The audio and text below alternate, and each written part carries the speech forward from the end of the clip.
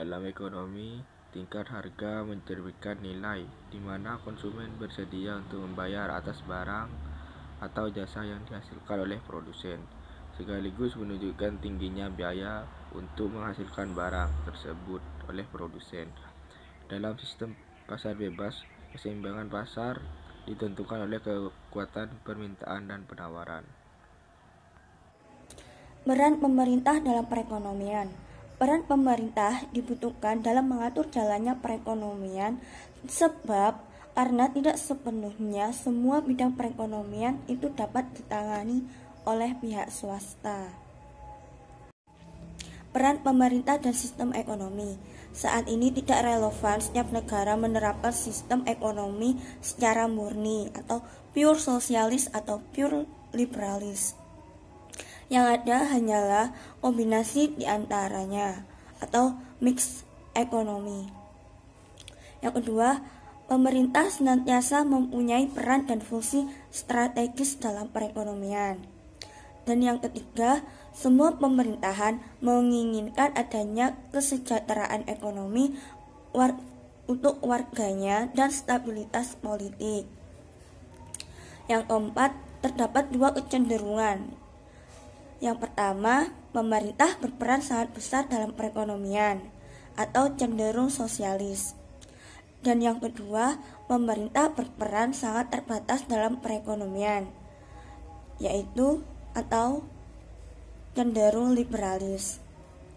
Peran pemerintah terhadap perekonomian yaitu terbagi menjadi 3. Yang pertama, peran alokasi, di mana peran pemerintah dalam hal penyediaan barang-barang umum bisa juga disebut dengan barang publik. Yang kedua yaitu peran distribusi. Peran distribusi merupakan peranan pemerintah sebagai distribusi pendapatan dan kekayaan. Tidak mudah bagi pemerintah dalam menjalankan peranan ini karena distribusi ini berkaitan erat dengan masalah keadilan. Yang terakhir yaitu peran stabilisasi, di mana peran pemerintah dalam menciptakan kestabilan ekonomi, sosial politik, hukum, pertahanan, dan keamanan. Di slide selanjutnya yaitu kebijakan harga.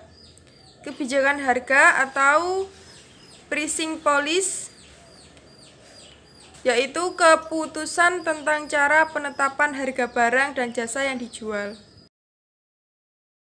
Selanjutnya saya akan membacakan kebijakan harga. Cakupan kebijakan harga dilihat dari aspek harganya.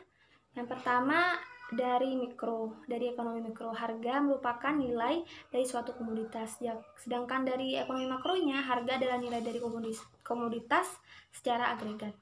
Yang kedua, aspek tujuan analisisnya. Dilihat ekonomi mikro, yaitu lebih menitik beratkan pada analisa tentang cara mengalokasikan sumber daya supaya dapat kombinasi yang tepat. Sedangkan yang dari mikronya yaitu menarik pada analisa tentang pengaruh kegiatan ekonomi terhadap perekonomian secara menyeluruh. Terima kasih. Selanjutnya, kebijakan harga berdasarkan cakupan secara mikro dan dilakukan melalui 1. Interaksi antara produsen dan konsumen di pasar untuk mencapai kesepakatan harga. 2. Menaikkan harga minyak di pasar. 3. Menurunkan jumlah produksi padi. 4. Menentukan harga jual beras. 5. Menetapkan harga keseimbangan. Prinsip kebijakan harga: 1. Menstabilkan harga. 2. Mencegah adanya persaingan pasar. Yang pertama, menstabilkan harga.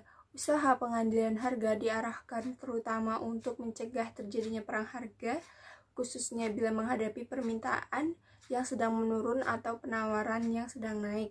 Dan kedua, mencegah adanya persaingan pasar.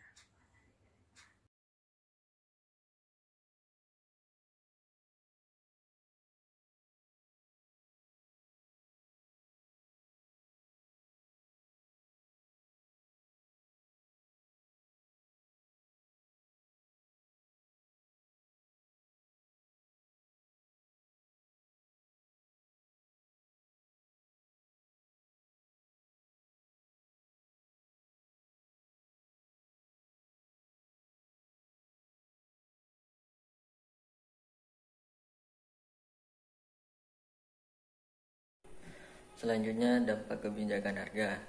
Jadi, dari kebijakan yang diambil oleh pemerintah terdapat dampak pada penetapan harga. Yang diantaranya ada dua, yaitu pertama, penetapan harga minimum. Produsen bebas mematok harga di atas harga minimum sehingga konsumen terbebani, akibatnya permintaan akan menurun. Yang kedua itu penetapan harga maksimum. Pemerintah menetapkan harga maksimum atau harga eceran tertinggi sehingga produsen tidak dapat mematok harga lebih atau dari itu.